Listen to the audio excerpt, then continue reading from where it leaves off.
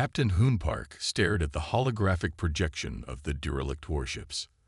Their massive hulls floated silently against the backdrop of a dying star, preserved despite millions of years of cosmic radiation.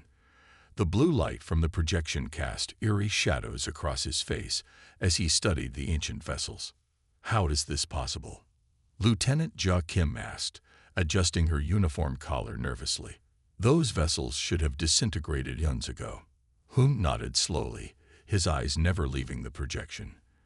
"That's what makes them special, Lieutenant. Something kept them intact all this time." The discovery had sent ripples through Earth's newly established embassy on Galactic Council headquarters.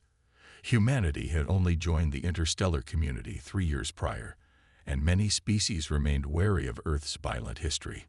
The timing couldn't have been worse, finding massive warships just as Earth was trying to prove itself peaceful. Ambassador Ta Li stood in his quarters, practicing his speech. The mirror reflected his concerned expression as he wiped sweat from his brow. The council meeting would begin in 1 hour, and he needed to be perfect. These ships could either cement humanity's place among the stars or confirm the fears of every alien species that humans were too dangerous to join their community.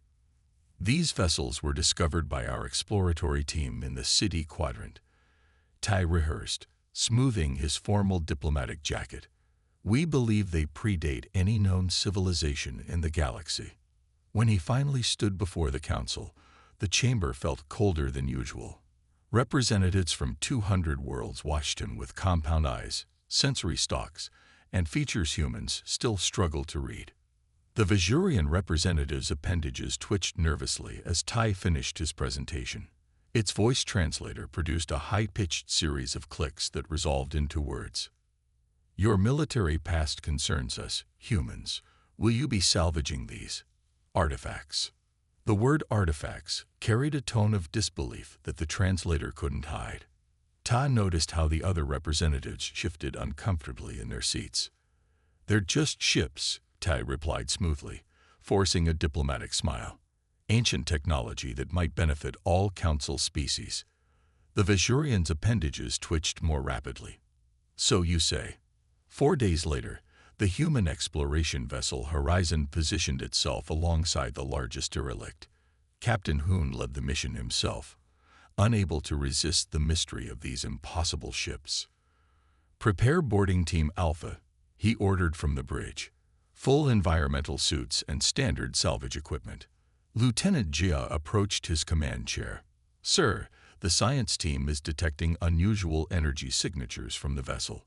They don't match any known power source.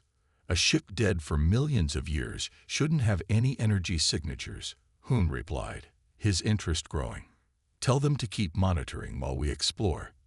The boarding shuttle carried 12 crew members across the void between ships. Engineer Su Park sat beside Commander Da Han, checking her equipment one last time. "You look worried," Da said, noticing her expression. Su shrugged. "Something feels off about these ships. Why are they so well preserved? What happened to whoever built them?" "That's why we're here," Da replied, "to find answers." The shuttle docked with the ancient vessel, magnetic clamps engaging against the dark hull. The team moved through the airlock into what appeared to be a main corridor. Their helmet lights swept across surfaces that should have degraded eons ago, but remained almost pristine. "This material," Su said, scanning the walls with her equipment. "It's not like anything in our database." The team moved deeper into the ship, mapping as they went. The corridors were larger than human standards, suggesting the builders had been taller than Earth species. Empty rooms branched off the main path, their purposes unclear without furnishings or equipment. 3 hours into the exploration, Su's scanner began to malfunction. The screen flickered with random symbols before going dark. "That's the 3rd piece of equipment to fail," she reported over the comm. "The systems are dead, but something's interfering with our tools." She paused, then added hesitantly, "And the crew keeps reporting. Whispers." "What do you mean, whispers?" Captain Hoon's voice came through the comm. "Several team members say they hear voices at the edge of hearing," Su explained. Too quiet to make out words, but definitely there. Commander Daz's voice cut in. Space plays tricks on the mind. The ship's architecture could be creating sound echoes. Proceed with the operation. Despite his dismissal, Dai felt uneasy. He had heard them too. Soft murmurs that seemed to follow them through the empty corridors. He didn't want to alarm the crew further by admitting it. The team continued mapping for another 2 hours before returning to the horizon.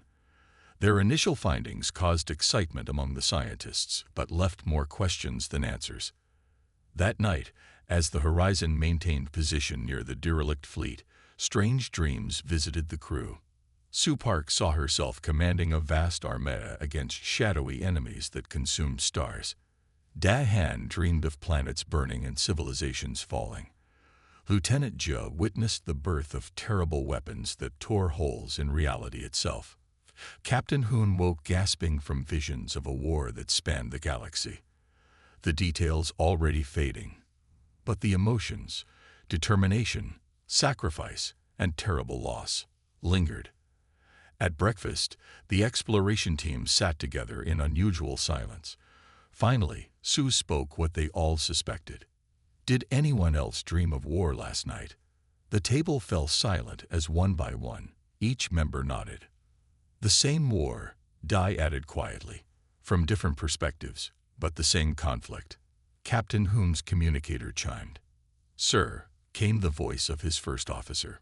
We're receiving an urgent message from Earth. The Galactic Council is demanding immediate information about our findings. Hoon looked around at his crew. Tell them we're still investigating. He paused, then added, and request additional support. I think these ships have a story to tell, and it's one the galaxy might not be ready to hear.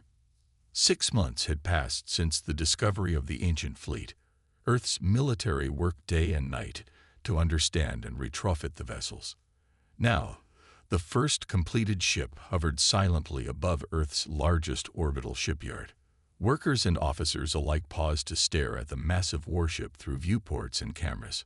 The vessel they had named Spectre was unlike anything humans had ever built. Its obsidian hull gleamed with an impossible luster, seeming to absorb light rather than reflect it.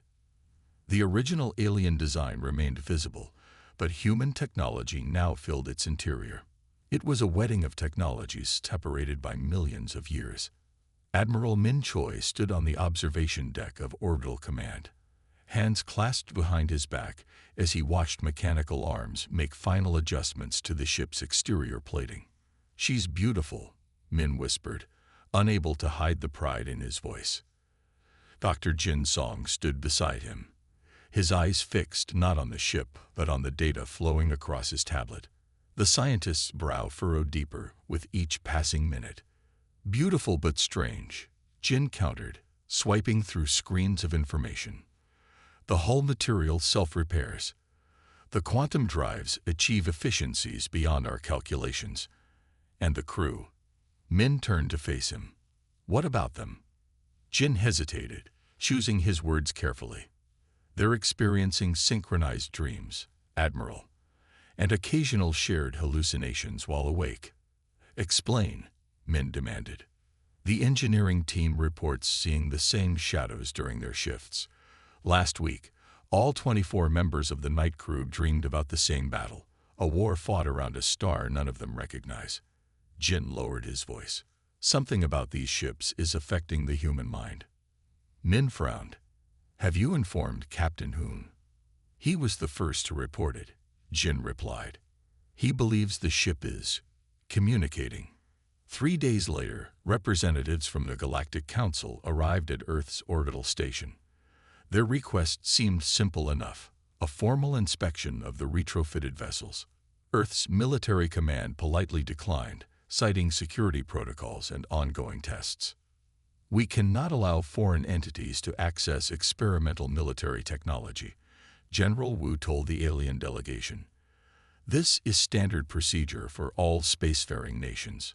The Vajurian representative's appendages twisted in what humans had learned to recognize as frustration. These vessels are not yours. They belong to a civilization that vanished long ago. What you are doing may have consequences. We discovered them, General Wu countered. By all Council salvage laws, that gives us rights to study and utilize them. The delegation departed without further argument, but the damage was done. Across Council space, rumors spread rapidly. The secretive humans were meddling with forces they couldn't understand.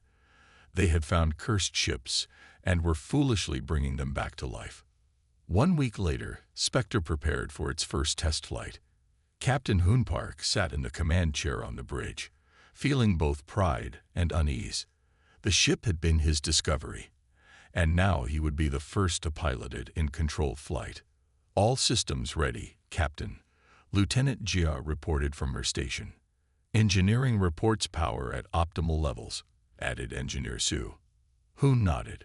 Take us out, Pilot Sun. 1/4 thrust. Pilot Sun Kim placed his hands on the controls, but before he could activate them, the ship's engines hummed to life. Sun jerked his hands back in surprise. Sir, I hadn't engaged thrust yet, he said, staring at his console. Hoon leaned forward. What happened? I was about to input the command, but the ship, it responded before I touched anything. Sun's voice trembled slightly. It knew what we needed. The test continued with similar incidents. Systems activated seconds before crew members gave commands. Navigation plotted more efficient courses than those programmed. When a minor power fluctuation occurred in the lower decks, it corrected itself before the engineering team could respond. During the debriefing after the 4-hour test flight, crew members reported their experiences. The pattern was clear and impossible to ignore. It's as if it knows what we need, Pilot Sun explained, his hands moving as he tried to articulate the strange feeling. And sometimes I see shadows moving at the corner of my vision. We all do. Dark shapes that vanish when you try to look directly at them. Dr. Jin noted that 17 crew members had reported identical shadow sightings, all at the same stations and at similar times during the flight. Admiral Min listened to the reports with growing concern. Could these be hallucinations caused by some kind of radiation or gas leak? We've tested for everything, Jin replied. The air is clean, radiation levels are normal. Whatever this is, it's not a physical contaminant. As Spectre underwent analysis, 3 more retrofitted ships neared completion. Workers on these vessels began reporting the same phenomena. Systems that seemed to anticipate needs, shadows at the edge of vision, and shared dreams of ancient battles.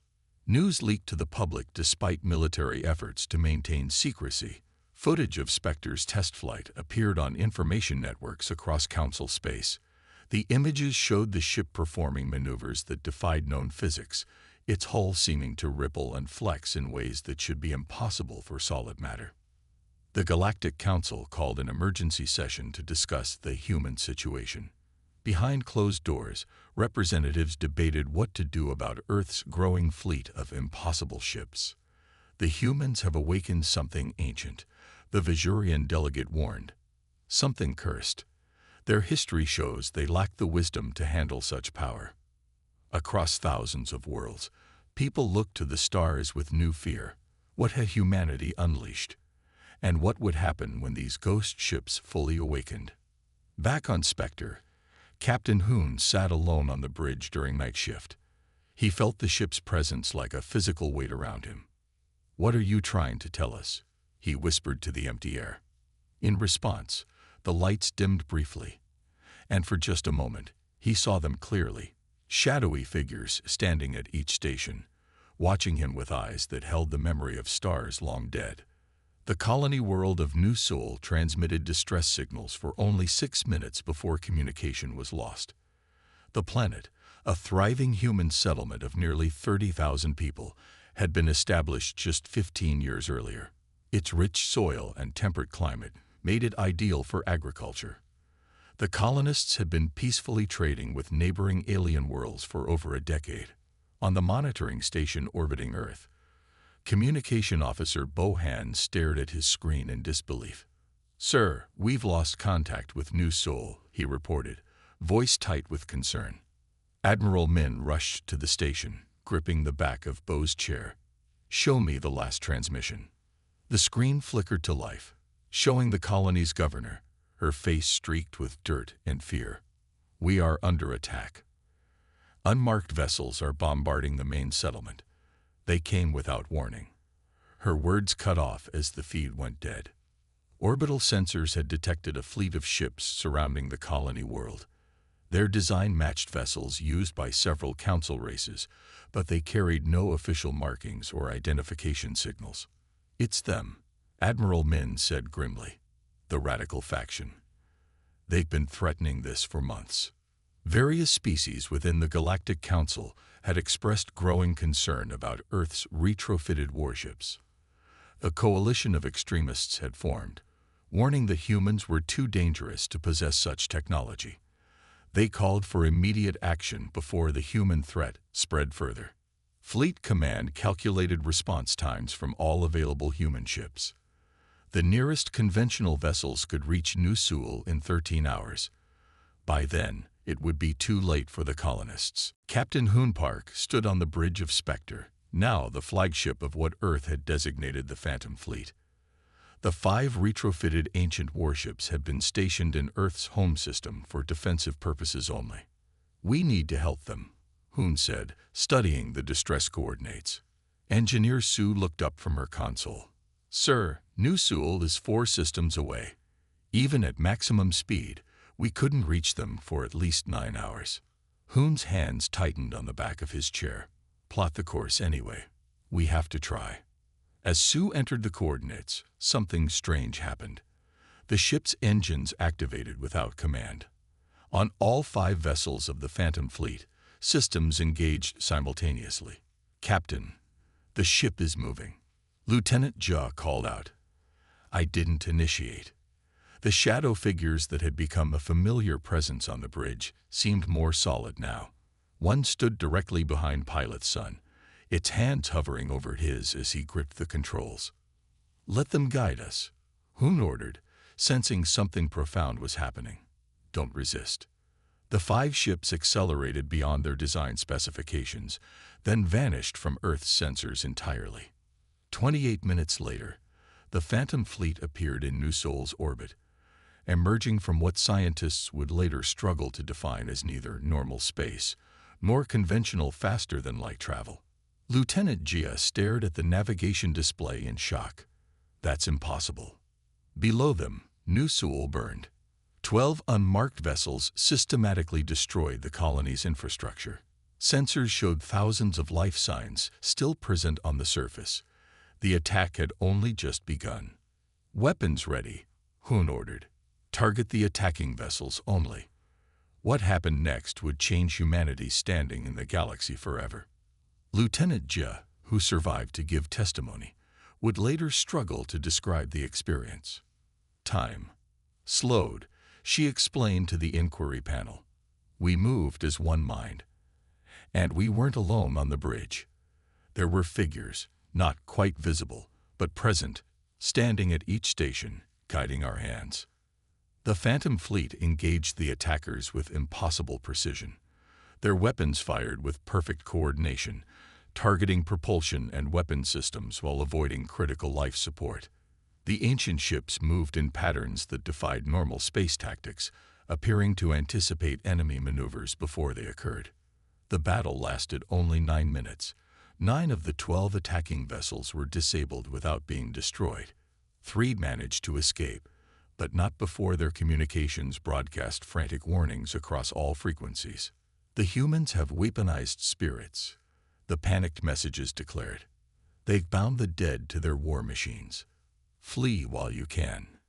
Cameras aboard both the human ships and the attackers captured footage that would soon circulate throughout Council space. The recording showed momentary glimpses of translucent figures on the bridges of the Phantom Fleet. Humanoid shapes that stood beside the human crew, guiding their actions. Energy readings from the battle showed signatures unlike anything in Council databases. When the fighting ended, the Phantom Fleet deployed shuttlecraft to evacuate injured colonists. The settlement had suffered heavy damage, but thanks to the swift response, casualties were far lower than they might have been. Hoon ordered his crew to assist with rescue operations, But he remained troubled. How had they traveled so far so quickly? What exactly had happened during the battle? The shadow figures now seemed to have withdrawn to their usual faint presence at the corners of vision. Did we control the ships? He wondered aloud to Lieutenant Jia. Or did they control us? 2 days later, the Galactic Council convened an emergency session. Representatives from 200 worlds gathered to address what many were now calling the human spirit fleet. The chamber buzzed with fearful voices. The Vajurian delegate spoke first, its translator barely able to keep up with its agitated appendage movements. The humans have crossed a boundary no species should approach. They have bound the dead to machines of war. Other representatives shouted agreement. Some demanded immediate sanctions against Earth. A few called for more extreme measures, containment or even preemptive strikes against human worlds. Ambassador Ta Li stood calmly amidst the chaos. We did not attack anyone, he reminded them. We defended our colony against unprovoked aggression. With forbidden technology. The Aurelian representative countered. With spirits chained to your will. The session continued for hours, deteriorating from diplomacy into panic and accusation. No amount of explanation from the human delegation could calm the fear that now gripped the Council. As the debate raged, the Phantom Fleet returned to Earth orbit, their hulls bearing minimal damage from the battle.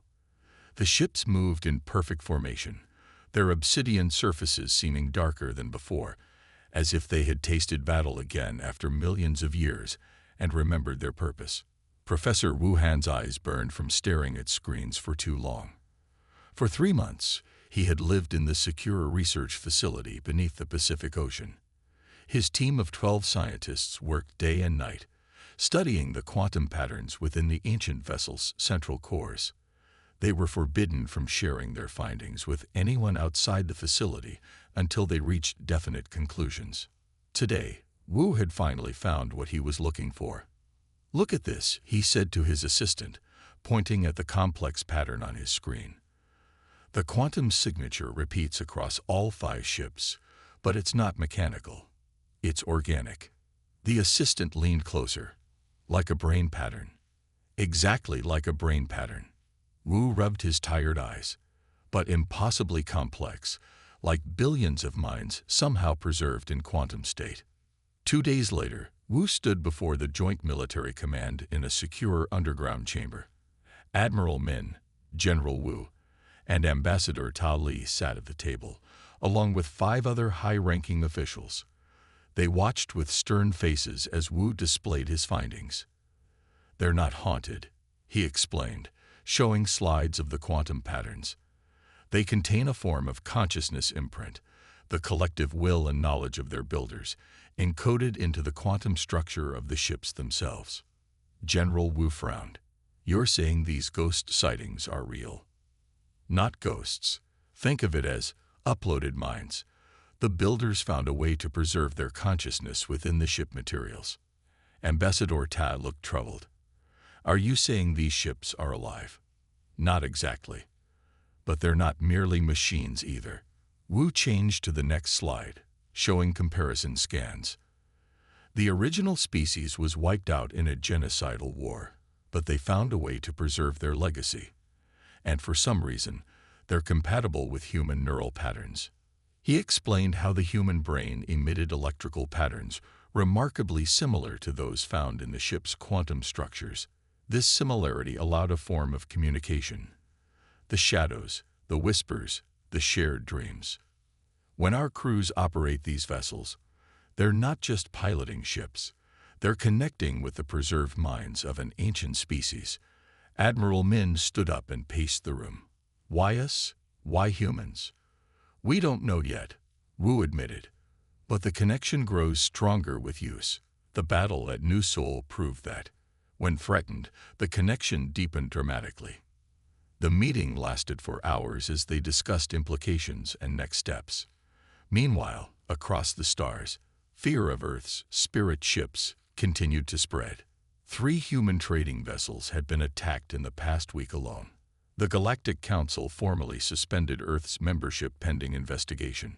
1 week after Wu's presentation, security alarms blared throughout the underwater research facility. Guards found 3 intruders near the central laboratory, spies from Council worlds attempting to steal research data. But something had gone terribly wrong with their mission. The security team found the first spy huddled in a corner, rocking back and forth, eyes wide with terror. The second crawled on all fours, babbling incoherently about voices from the void. The third stood perfectly still, staring at nothing, tears streaming down his face. Medical staff rushed to treat the intruders, but their condition only worsened. Brain scans showed massive trauma to areas associated with higher thought and emotional regulation. What happened to them? Admiral Min demanded, viewing security footage of the incident. Dr. Jin Song, the lead medical officer, shook his head. They tried to access the quantum core samples directly. It seems the consciousness within the ships rejected them, violently. Rejected them, Min repeated. You make it sound like the ships chose to harm them. I believe they did, Jin said quietly. The ships protect themselves, and by extension, us. As diplomatic relations continued to deteriorate, Dr. Jin proposed a radical solution. He developed a neural interface that might allow direct, controlled communication with the ship consciousnesses. The device would regulate brain activity during contact, potentially allowing the human mind to safely interact with the ancient awareness. We need a volunteer, Jin told the command staff. Someone who has already established partial connection with the ships. Captain Hoon Park stepped forward without hesitation. I'll do it. 3 days later, Hoon lay on a medical bed surrounded by monitoring equipment. The neural interface, a sleek helmet-like device, covered his head. Dr. Jin checked the settings one final time. Remember, if you feel any pain or disorientation, we'll pull you out immediately.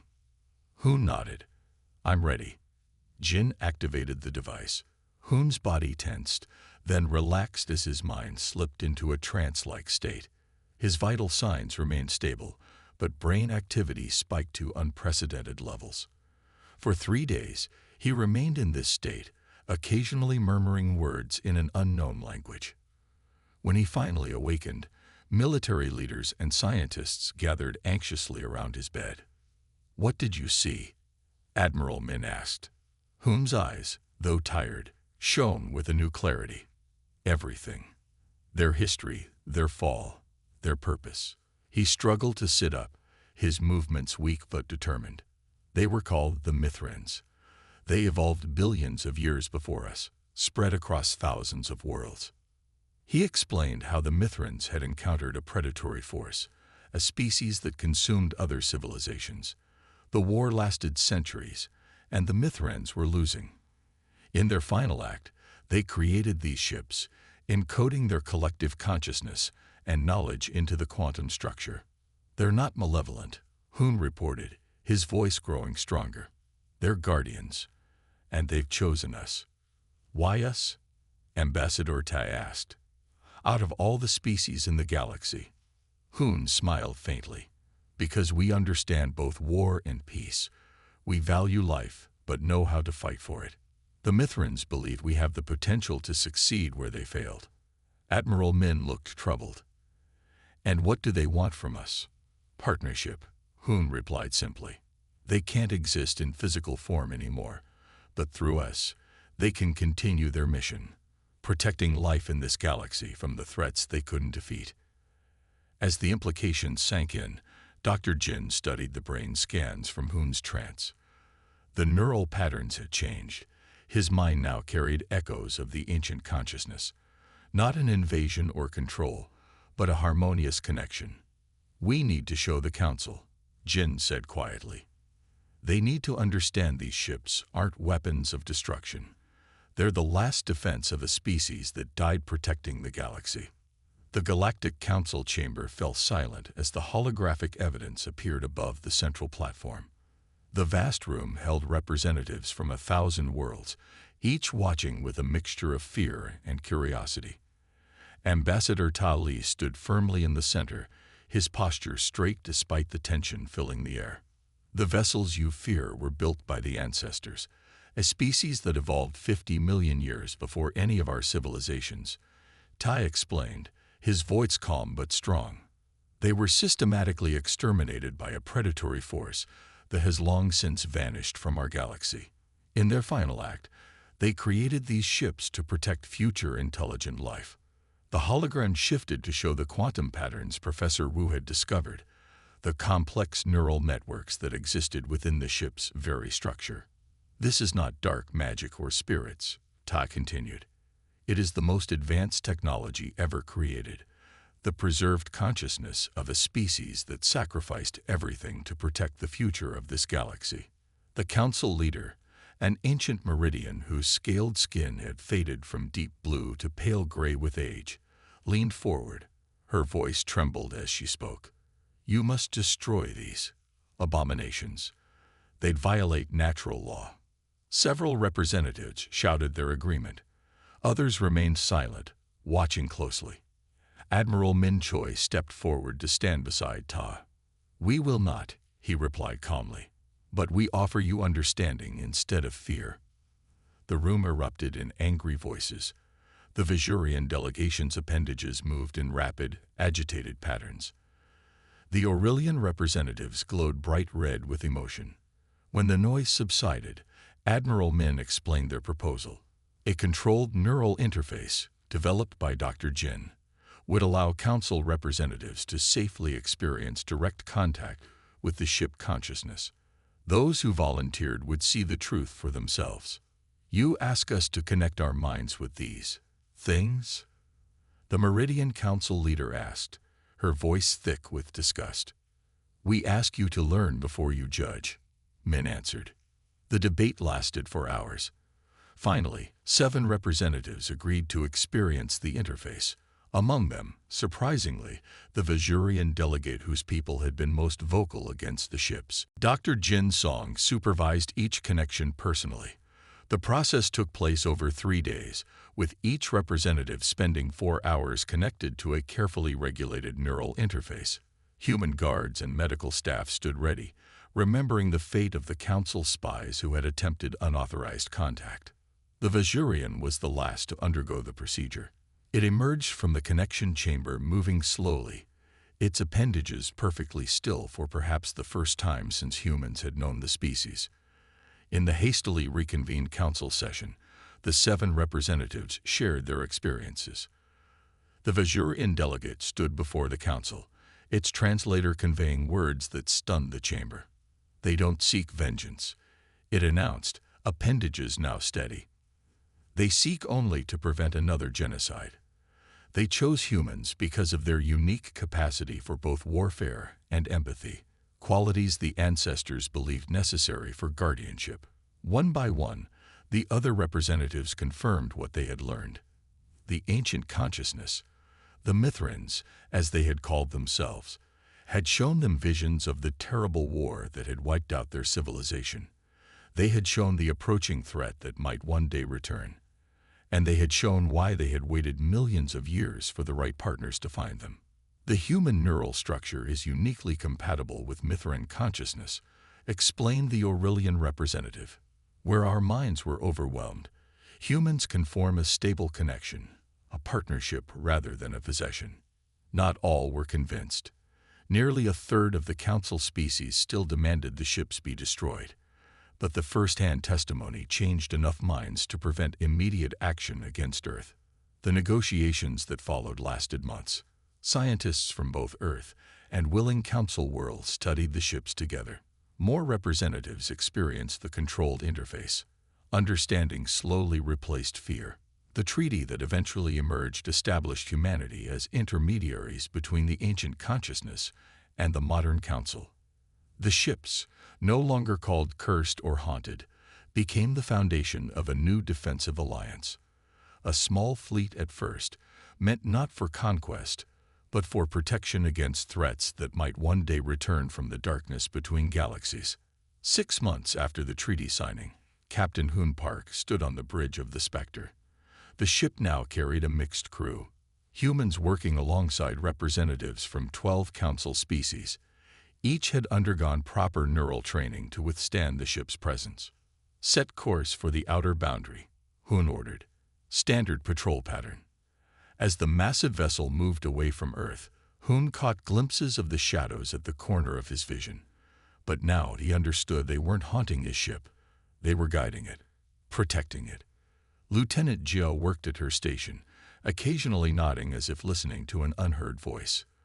The Vajurian navigation officer's appendages moved in perfect harmony with the ship's movements. Captain, called the Aurelian communications officer, we're receiving a message from Deep Space Station 4. They've detected unusual energy patterns at the edge of charted space. Hun nodded calmly. Acknowledge their message. Tell them we're on our way to investigate. As Spectre accelerated toward the unknown readings, Hun felt the familiar presence of the Mithran consciousness strengthen around him. Not invasive, but supportive. Not controlling, but guiding. Through the viewport, stars streaked past as the ship reached speeds no human vessel had achieved before. The shadow figures stood more clearly now at each station, ancient guardians working alongside their chosen partners. Somewhere beyond known space, something waited, something the Mithrans had fought and died opposing. But this time, they would not face it alone. And as humanity reached for the stars, they carried with them the wisdom and sacrifice of those who had traveled this path before, a legacy preserved in ships that had once been feared as cursed, now understood as the greatest gift one civilization could offer another. The end.